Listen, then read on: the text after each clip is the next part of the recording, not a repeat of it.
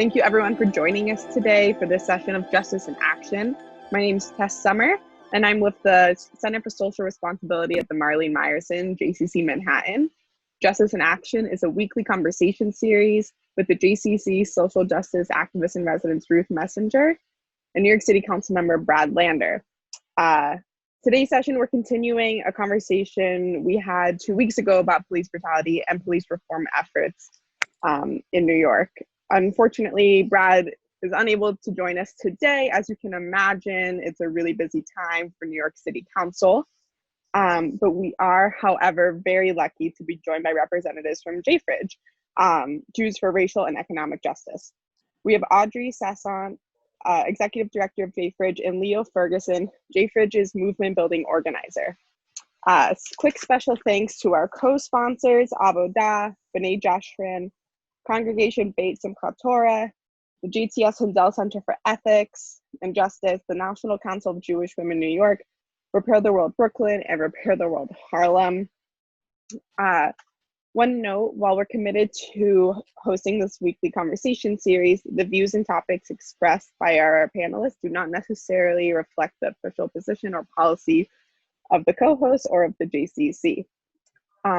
And we want to make this as interactive as possible for all of our listeners. So if at any point in time you have questions or comments, feel free to leave them in the chat or the Q&A. And I will share them with our guests as they're speaking, and hopefully we'll get to them throughout the session. And Ruth, off to you. You forgot to say co-sponsored by SAJ, Judaism That Stands for All, which is my synagogue. Co-sponsored by SAJ. Co-sponsored by SAJ. Anyway, I'm delighted to be back with Justice in Action. Yes, it's too bad Brad can't be here. He is trying to do the business of the city, and one whole piece of the business of the city relates for sure to the city budget, and both Leo and Audrey will be talking about that. I want to start by giving you some background on my guests and on their organization. So Audrey, let's start with you because you are the executive.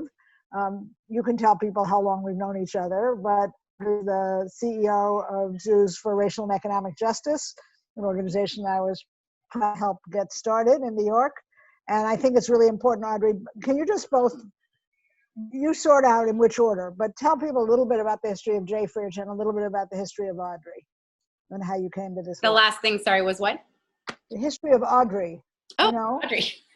Audrey. Yes, of course. History, I'll say just first a little bit about me. So I'm the executive director at JFREJ, and I've been here in New York for 15 years. I'm originally from Montreal, Canada. And I got my start in New York in the job world, actually working for Ruth at American Jewish World Service back in 2007, I think. So that was also around the same time that I learned about JFREJ and got more actively involved with JFREJ and have been involved with JFREJ ever since as what I like to say really my political and Jewish home, my Jewish political home here in New York.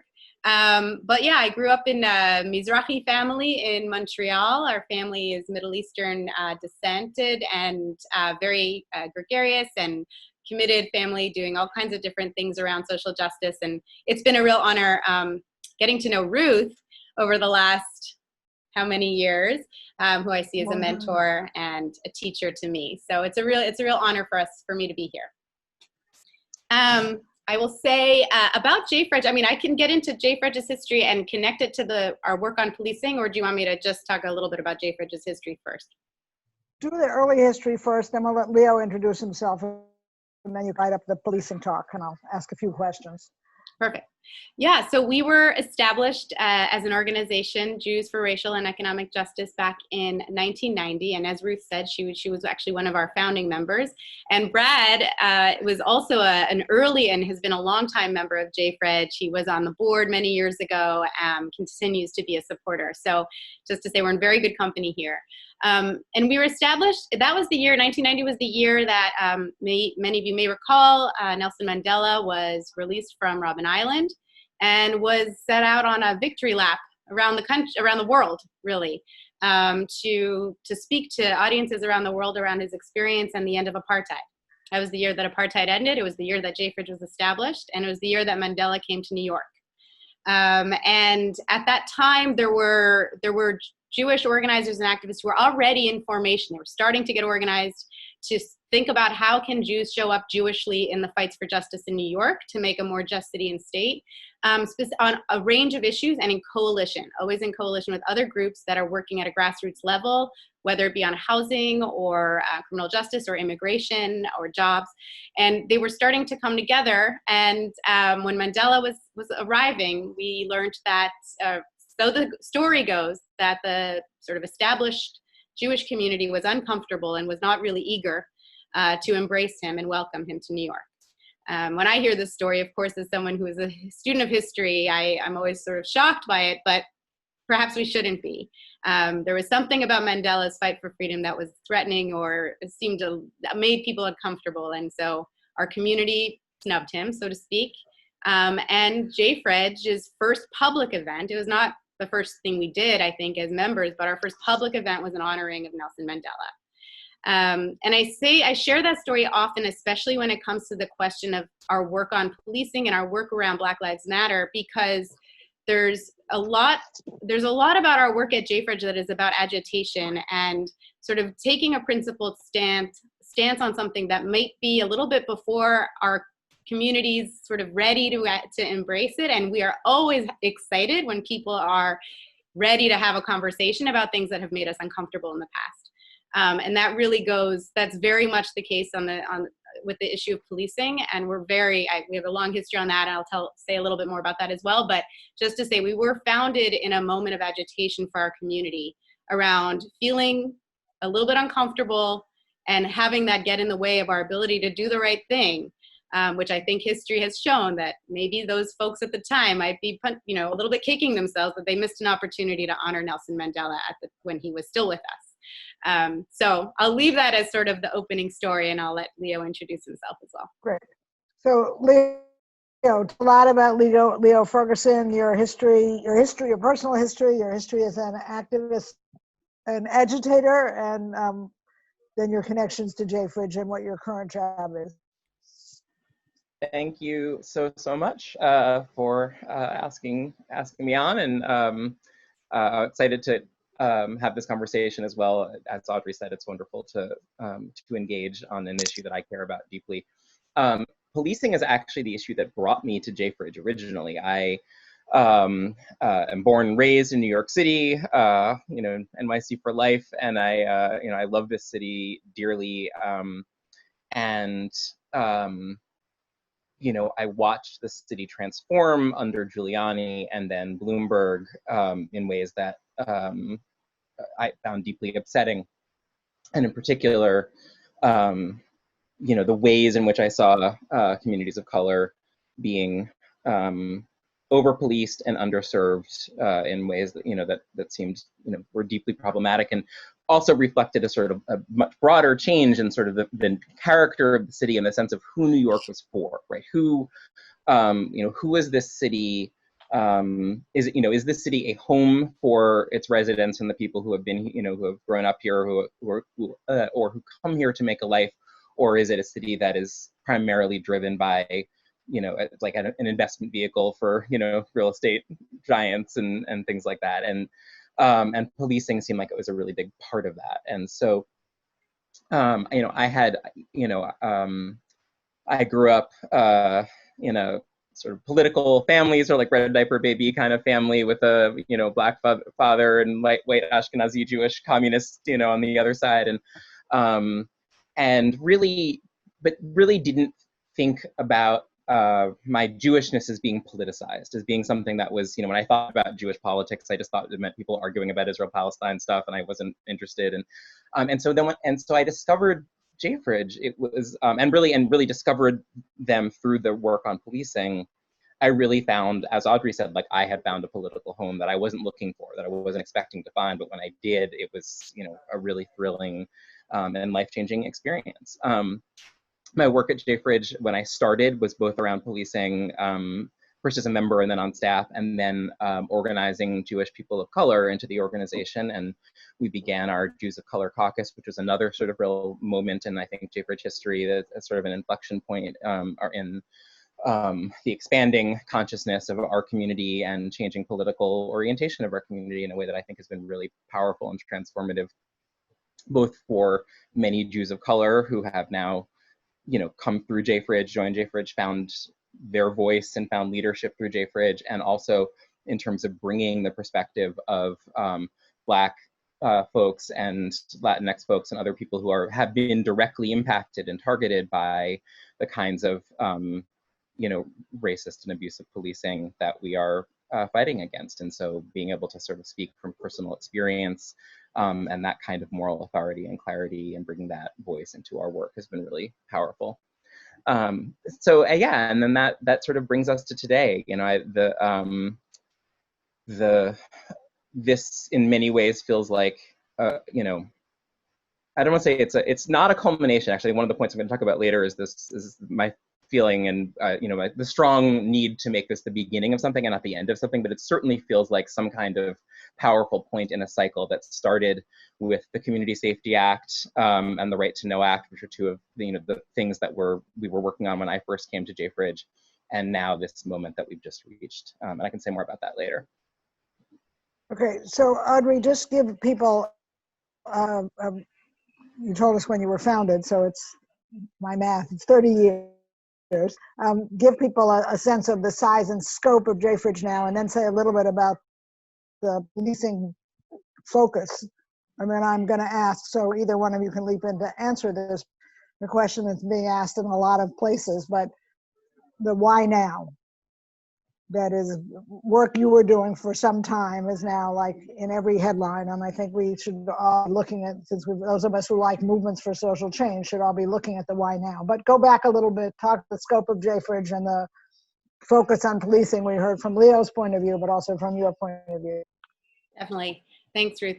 So I'd say that JFREJ is a membership-based, hyper-local organization. So our focus is bringing together Jewish New Yorkers here in the city, and a little bit more now the state, but that we organize very locally, which is an interesting thing because we're also we are one of the sort of four, I'd say we are the leading local Jewish organization doing local organizing in a network of sister organizations across the country that are doing similar work.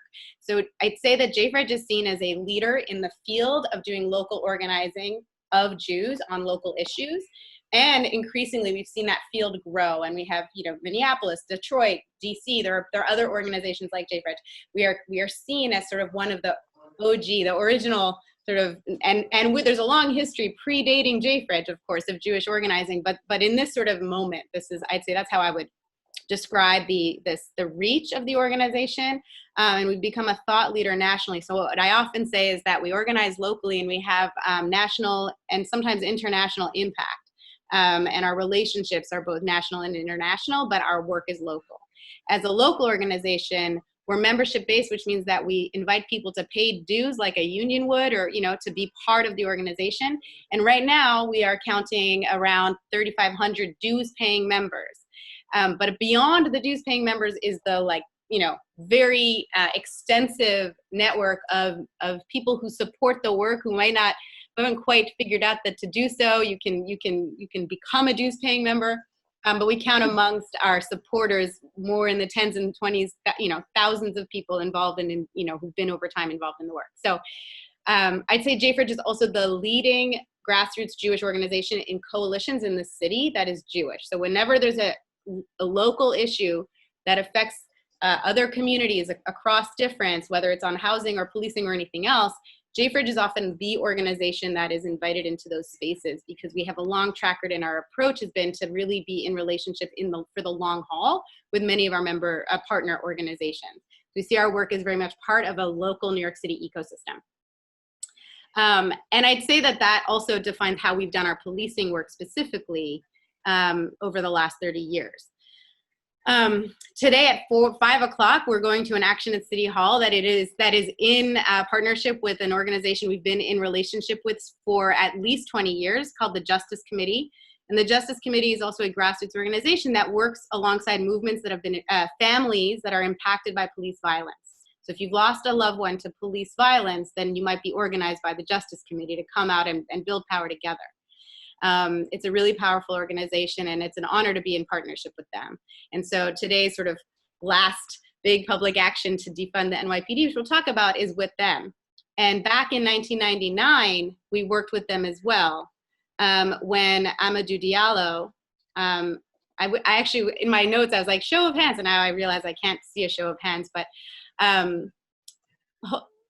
show of hands if you remember the story, and if you were there and remember the tragedy of it. This was a man, I was in college. I remember I was across the border in college in Canada, and when Amadou Diallo, who was a Black New Yorker, an immigrant New Yorker, who was at home in his lobby, was shot 41 times. This was before, we didn't have cell phone coverage of this, but he was shot 41 times because the police allegedly mistook his wallet for a gun. It sent shockwaves across the country, around the world, that this was an incident of absolute brutality and a completely unnecessary and lethal force on an entirely innocent man. And that was some of my own personal awakening, but it was also a moment where JFREJ itself was sort of called into the work in 10 years into our founding in a very dramatic way. And my understanding, I wasn't there, my understanding is that I think dozens upon dozens of rabbis did a massive civil disobedience in support of Amadou Diallo and in honor of his life, and to decry his murder. That was a watershed moment around the world, but it was a watershed moment for JFREJ because it really was like, okay, we're in this, we're doing this. And we did that action in relationship with the same organization we will be with later today, who sadly have that many more names on the list of people that we are naming, who've lost their lives to police violence. And I'd say, there've been many watershed moments, unfortunately, on this issue, right? So like you say, why now? There was Rodney King in 1990 or 91, was it 90 or 91? I think it's 90. Yeah, okay. And then of course, like in the last 10 years, I'd say almost every 2 years, we're seeing this sort of like cycle, right? We had Trayvon Martin in 2012, Eric Garner and Michael Brown in 2014. These are just some of the names. And in 2014 is where I think Leo's sort of narrative starts with us, what you were sharing, Leo. That is when we started to organize at JFREJ Jews of Color. We're organizing and agitating internally at JFREJ to be like, we got to organize even more profoundly and more defiantly right now on this issue. And so in 2016, JFREJ hosted the Summer for Black Lives, which was a series of escalated actions in support of the movement for Black Lives and Black Lives Matter. And then in 2018, we had another iteration of that, which we called the Spring for Black Lives for us. But really what it was we were bringing together something called an umbrella group of members who wanted to take action on this issue called Jews for Black Lives. And Jews for Black Lives has now been really, really activated, of course, and now here we are again today. And that happened simultaneously to JFREJ. So on the one hand, we were organizing our members to be part of these protests. And on the other hand, there was the legislative fights, which is where our partnership with this much wider coalition called Communities United for Police Reform also is starting to take shape. And over the years, JFREJ has been a member of this coalition. It's a citywide coalition, has 250 plus members, I think. Everything from advocacy organizations to grassroots organizations and think tanks and research organizations and service organizations, all together fighting for police reform. And JFREJ is the only Jewish organization at the table, and we're a voting member in that coalition. And it is that coalition that has led the charge on what we are now calling for today, which is defund the NYPD. But those things happen together. You have the protest and you have the street action which is fueling the legislative demands. And then you have the legislative demands that we need to be ready for when the moment is hot. And now it really is. And Leo will be able to tell us a little bit about how we actually were very primed to answer the call right now. But also that we always have to be cautious around these moments because, they happen and then the interest fades, right? You have a moment where people get activated And we've seen it time and again. So what makes this moment any different from 2018, 2016, 2012, 1999, you know? And I'd say from talking to people I have had the pleasure of knowing through the history of JFREJ and who've been in this fight for a really long time and asking, do you think it's different? You know, they're like, yeah, this is different. And it's important, like I'll pass it off to Leo or I'll stop in a second, but just to frame that the way I've started to understand policing at JFREJ and the role we've played in this is that, one, JFREJ has always, more or less, always worked on this issue. Two, we may never win. And three, we will never not work on it. I'd say we've always worked on it. We may never win. We will never not work on it, and we may never win. And that has been the way I've thought about it for the last few years, because we've seen these cycles, and we know that policing is somewhat intractable as an issue, even as we've seen advances on mass incarceration. So you see this sort of wave. Just in the last Obama years, we saw people starting to wake up to mass incarceration as an issue. But somehow, like, we can get people to that point where they're like, yeah, criminal justice reform, we need to end mass incarceration. But what about police? And what about the issue of policing makes it so hard to win on? And what about this moment makes it different? So it is an exciting time to and there is something different about it. And I'll stop there. No, I want to go to Leo, but Leo, two things. First, I want to respond to something in the chat room. Somebody said, and obviously they're free to turn off their computer, but like, you know, this is supposed to be a discussion of policy on police violence and racism and whatever. And the answer is, of course, and it is. I only have an hour and not the 4 hours I'd like. But it's critically important to me, first of all, that people know who our guests are and know something about them and their organization. But second of all, it's really essential that people get the history that Audrey just gave about how long problems exist before they come to particular light, and how long organizations have to organize to focus on one or two or three issues behind the scenes before they become public issues. Is a piece of the story that has to be told over and over if we really want social change to happen. And I don't want to be trite for any of our listeners, but the version that you have to remember is, because there's a lot of question about how we teach American history in our school, but many of us essentially learned that Rosa Parks was a woman who was tired and said, I want to sit down. And Rosa Parks was a dedicated member of an organization trying to fight policy-based and legislative-based segregation in her hometown, and was trying as to how to organize to do that. And if you don't understand that, and you think this is all sporadic moments of action just happened, you will be less oriented to the capacity to make change. So Leo, I think with the honor of the questioners, I am going to ask you in a minute to pivot to the particular focus on police, and just in 1 minute. But I want to ask you first, you talked really nicely when you were giving history about the number of negative experiences with police communities that don't, thank God, don't end up in murder, and that also don't often come to public light. And I don't care if you pick something from your own life or from anybody else's life, but I wonder if you just tell one short story from the point of view of people in New York who, for good reason, don't have a perfect positive image of police and police providing them safe, and then start talking about the defund the police movement. Sure. Can I ask you to do both of those things? Yeah, absolutely. So I think,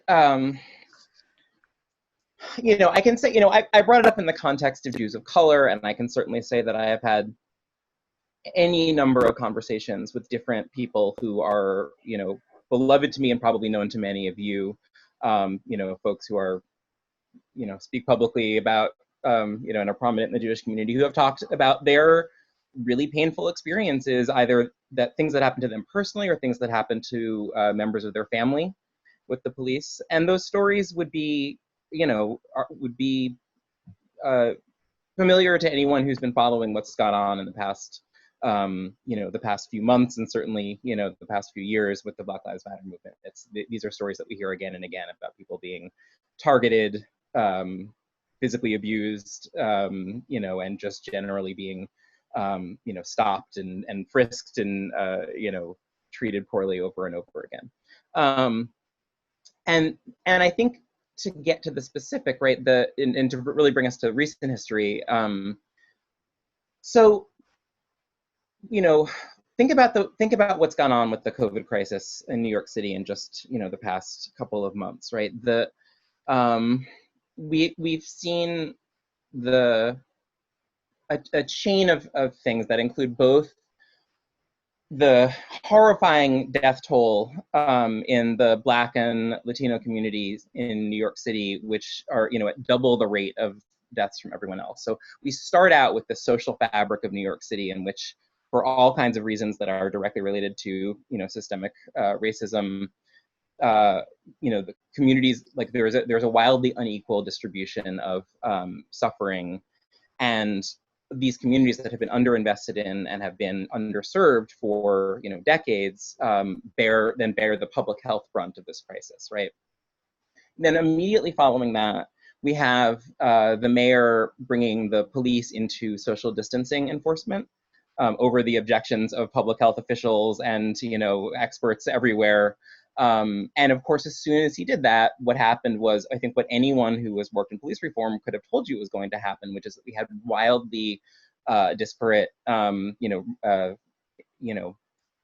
impacts in terms of the amount of policing of Black and brown communities versus white communities. We saw police, you know, all of the arrests were happening in the outer boroughs and in primarily Black and brown communities, and there were almost none in Manhattan and in, you know, white communities and affluent communities, right?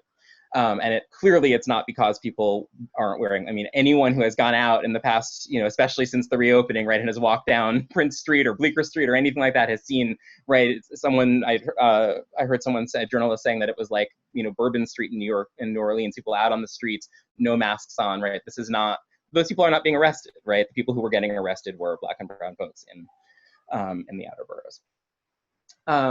This should surprise no one who remembers the lawsuits and activism around stop and frisk, in which exactly the same pattern, only on a much larger scale, played out.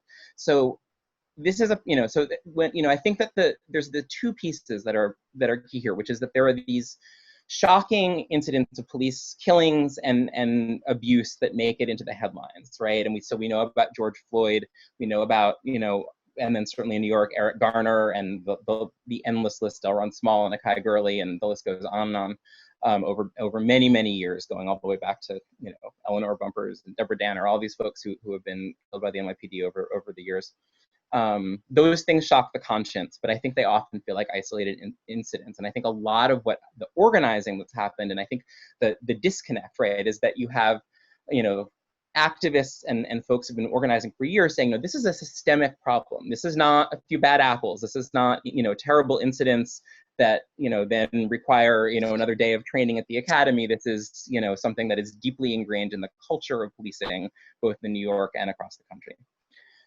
So I think, you know, you said you were going to ask why now, and I think I'm starting to get at that when I talk about the COVID crisis and this sort of string of, you know, I would say almost a perfect storm of things that wove all of these threads together. You had both the killings of Breonna Taylor and Ahmaud Arbery and George Floyd, right, in quick succession.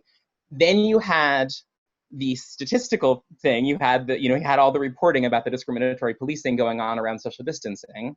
You had communities that were already reeling and hurting from, you know, the public health crisis and from, you know, having so many deaths and watching people around them die and knowing that they were not getting the services that they needed to stay safe. And then finally, you had the protests, and of course, this is what has come together just in the past few weeks. You had the protests against, you know, police violence sparked by the killing of George Floyd, and you had the police react in a way that showed just how out of control and unaccountable they are. They made the case that everyone has been making all along, they made in full public view on camera again and again and again, night after night.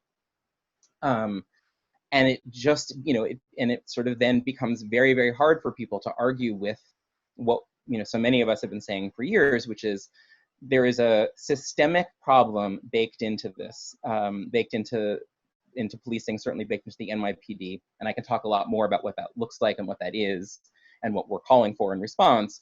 But these problems go beyond reform. And I think, just to say, I don't know if it's useful to say a little bit more about the history and the policy here, but I think, another piece is if you think back to, the Black Lives Matter movement around, Ferguson and Mike Brown and all the things that happened then, and in New York too, right, with Eric Garner.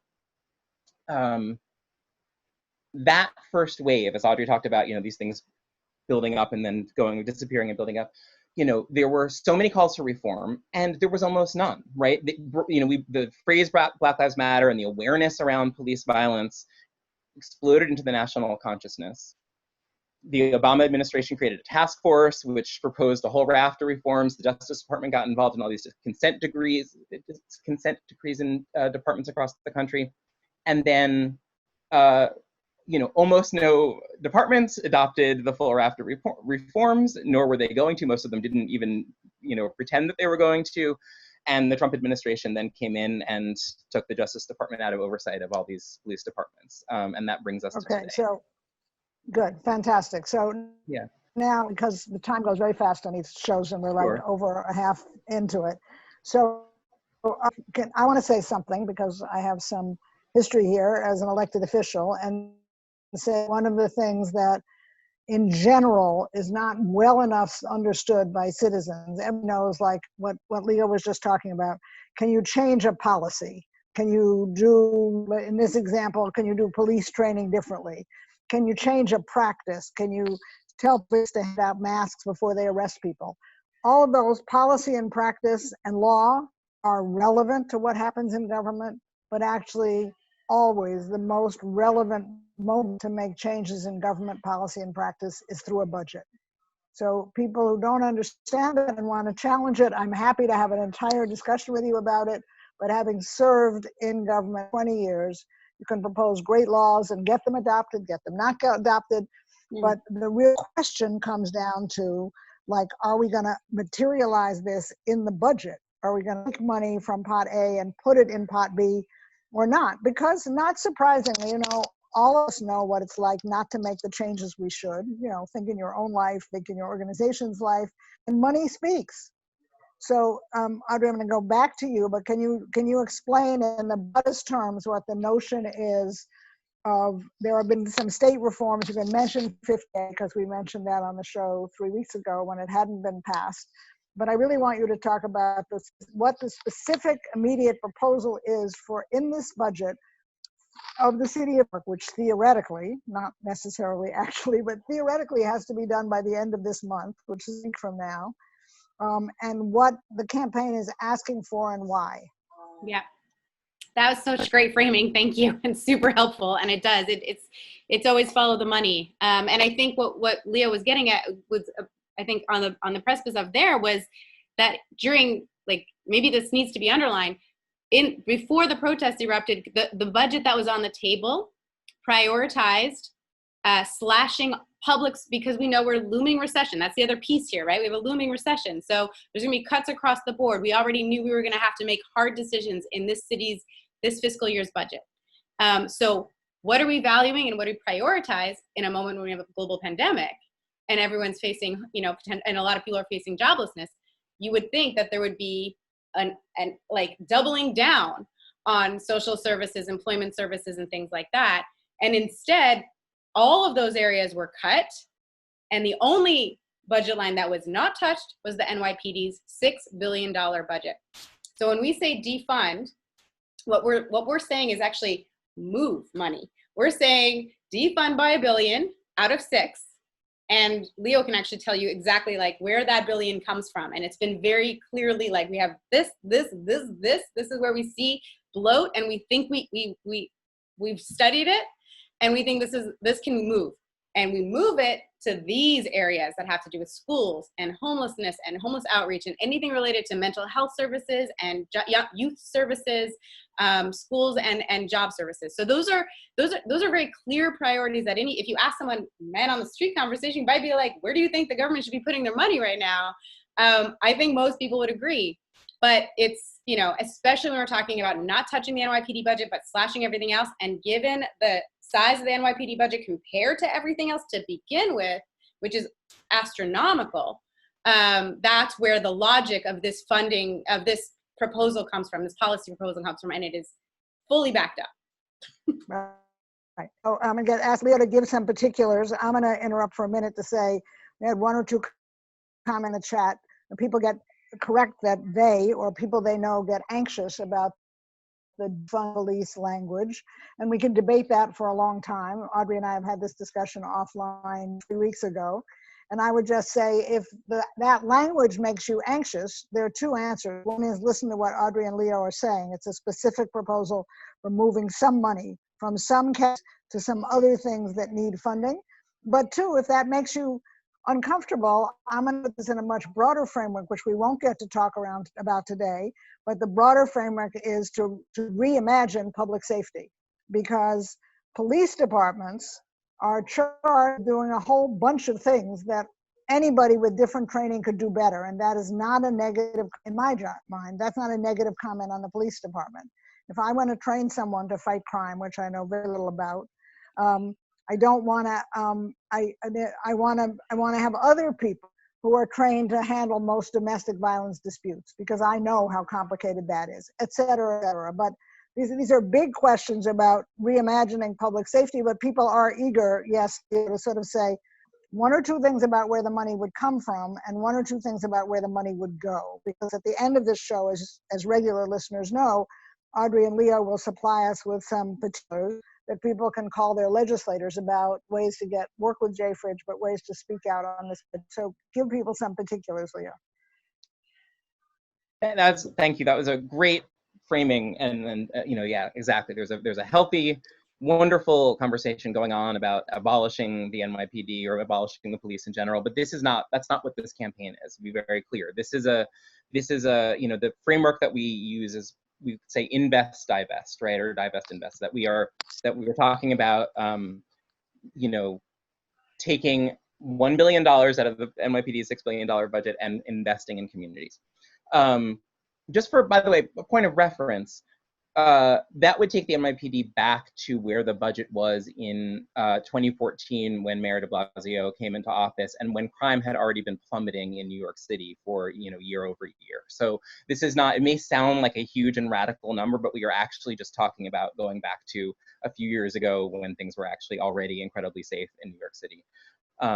And we weren't in the middle of a global pandemic, and as Audrey said, a recession, right? And so it is about priorities. And I think part of what's clear right now is it simply is not a priority for New York City to have an even larger police force. And so that's how we get to the specific demands that the NYC Budget Justice campaign is making. And so what that looks like is, and I'll just run through some of the top line things, and I'm happy to answer any questions about sort of more granular detail, but essentially, the very first thing is we're just talking about having a hiring freeze, which is the same thing that, it's been imposed on many other city agencies. And so the very first thing is we'd say, just don't hire the 2,300 new police officers that were slated to be hired in July. That's, we don't, of all the priorities that we have during this pandemic, when people are, we have food pantry lines going around the corner and any number of other things that, more police are not the answer. And by the way, just for some very quick context, New York City has 36,000 uniform officers, and I think something like 50,000 civilian employees in the police force, the largest police force in the United States by many, orders of magnitude larger than the next largest one, which is Chicago now. The NYPD is larger than, I think, the standing armies of 102 countries, right? So again, it's like, this may seem like a big thing, and it is actually not, shouldn't come as a hugely radical ask. So the first thing is the hiring freeze. The second piece is getting police out of social services. So again, this is exactly what, Ruth, you were just talking about, which is that the NYPD over the years has been, that we have used, because we have underinvested in other areas, we have used the police as a sort of quick fix to kind of paper over problems that should have been really solved if we had been setting our priorities correctly, for a long time ago. And again, this is what we've seen with the COVID crisis, right? We were getting away with having a, homelessness was a terrible problem, but it wasn't going to be a huge life and death crisis, right? We have prisons that should have been closed like Rikers, but they weren't going to be breeding grounds for a pandemic where people couldn't social distance, right? We can go down the list. And then suddenly we hit this, this crisis, and there was no, the disease doesn't care about our budget priorities or about giving us a little more time to get our house in order. And suddenly, we're faced with these crises. And so this is, again, a situation where we can't, there's nothing the police can do to paper over the problem of having homeless people who can't effectively social distance because they don't have anywhere to live. So I've gone slightly off course, but just to say that one of the key demands that we're making is getting police out of social service provision. So that's mental health co-response, that's homeless outreach teams, which are coercive. Instead, these are things that should be handled by the Department of Homeless Services, by community-based organizations, by social service agencies. Then the next just piece, as a side sure. note, not to go into this, but it's my experience to talk privately with members of the police force. They will agree, many of them will agree with you. Absolutely. That's exactly right. I think many of them don't want to be doing that, and it's the same thing with social distancing, right? The police unions were the first folks to say, we don't want to be doing this, and that's right. There should have been civilian public health experts and folks doing that kind of work, and not the police. And then police out of schools. This is a campaign that is, this is a huge, nationwide, right, very powerful youth-led campaigns in many cities across the U.S.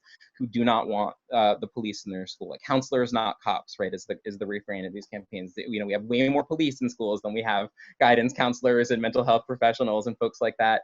And study after study shows that these are the folks who make the biggest impact, rather than police, who, again, same patterns of racial discrimination play out in terms of who gets disciplinary infractions, who gets arrested or put into the school to prison pipeline. Exactly the same things play out in schools as do in the rest of the city. And so this is, led by Girls for Gender Equity and some other really awesome organizations in New York City, the call to have cops out of schools and to invest that money back into actual classroom education, counselors, mental health services, for supportive schools. That's the terms for students. And then the final piece, there's the final piece that I'm going to talk about is misconduct, right? This is the piece that is, I think in many ways feels the biggest, although in an odd way, the budgetary response is sort of the hardest one here, which is that we simply need to change the culture of policing around misconduct and hold police officers accountable, and incentivize the police department to change its ways and police its own officers better. And right now, the police simply have very few incentives to do that. And the disciplinary process is completely broken. I mean, again, up until this 50A repeal, we weren't even able to see police disciplinary records, and certainly, the very few public levers for holding police officers accountable. So we call for the firing of officers who have killed New Yorkers like Saheed Vessel and Ramarley Graham and folks like that, or Eric Garner, right? These are folks who should not still be collecting a paycheck given all of the other priorities and needs that we have right now. It also calls for firing officers who are, have unmodified duties, who have disciplinary cases pending against them. Again, it's just why subsidize in the police department that large and in a city budget this large, why subsidize officers who are problematic? And then the biggest piece is, I think, the New York City, Scott Stringer, has accounted for something like $230 million in payouts for police misconduct and other lawsuits against the NYPD just last year. And that money comes out of the city's general fund. It doesn't come out of the NYPD budget. And so we say, at a minimum, this isn't necessarily going to solve all police misconduct, but at a minimum, we should be taking that, we should incentivize the police department to better control misconduct by taking that money out of their budget, and then, this year cutting at $230 million, and then going forward, having that money come out of the police department's budget. So those are just some of the key areas. And we, when we say it's not $1 billion, it's at least $1 billion. We think there's plenty of other savings. I mean, I won't spend time on it now, but I have a whole list of sort of pet things around like surveillance and technology, really ridiculous things like, just again, the police department was unchecked and sort of had a blank check to grow for a very long time. So especially after 9/11, we have things like the police department has 6 underwater bomb-seeking robots. I don't think there's ever been an underwater bomb in New York. Correct me if I'm wrong, Ruth, you have a long memory. It's like I somehow just can't imagine that is the highest priority, again, when you have people who are going hungry, undocumented folks who are unemployed and can't collect unemployment, nurses who can't get N95 masks, all the things that we've seen, things like that just simply cannot be our highest priority right now. So. Okay, in a minute, I'm going to ask to frame a couple of questions that she's picking up in the chat, some of which people are talking about, and some people are starting to each other, which is just perfect from the point of view of a webinar host. But I want to I'm going to make 2 points. One, Leo just made, so I'm going to make it again. Some of you are writing in good ideas. Yes, there's this whole notion of reframing. How should we admit police officers? How should we train? What is needed to promote school safety? What is needed to enforce food vendor licensing? Those are big questions, and we ought to be addressing them. I do want you that number, $237 million that we paid out last year in the cases of people who sued the city of New York because of misconduct by police officers. So I have no idea what the number of people who sued is. We can look that up. But $237 million was voted by the city. That means that a judicial body found that the complaint was legitimate. So you can't stop that tomorrow, but you can say, again, this is a big, broad question of funding and respect. Okay, now I'm going to focus in laser, and then we'll take some. So Leo and Audrey made the point already that because it's a tough time in the city, and it's going to stay tough, folks, whatever economic impacts COVID-19 having on budgets all over, they're not going to go away tomorrow. COVID-19 is not going to go away either. But it'll take a while for the economy to bounce back. So city, state, and federal have budget squeezes. And they've pointed out to you that the New York Police Department is basically being proposed to have an uncut budget. I want to make 2 points. They're not the only places money go, but for everyone who is a New Yorker and knows something about New York, there is no summer youth employment program this summer. And yesterday, the city, with the support of the mayor, the Board of Education, announced the elimination of a relatively new program that I believe was introduced originally by de Blasio to maximize the number of counselors and guidance counselors in schools. We live in a city with 1.1 million in schools. Many of them are in schools with no social workers. Many of these are high school kids, which what I'm talking about now, are in high schools where a guidance counselor is supposed to be responsive to the future peer planning needs of 500 kids. We somewhat augmented that force, and now we're going to put it at a moment in which actually we literally do not know if people will be back in school in September. Don't know how much education or socialization or learning opportunities or even opportunities they've lost in the last 4 months, and we're going to cut counselors. And I just have to tell you, please raise that at the rally this afternoon. If there's nothing else that would grab people's attention, this is a tick. Okay, Tess, you want to give us all a question, and I'll shut up because we have guests here and I'm talking too much. Sure, we have a lot of questions.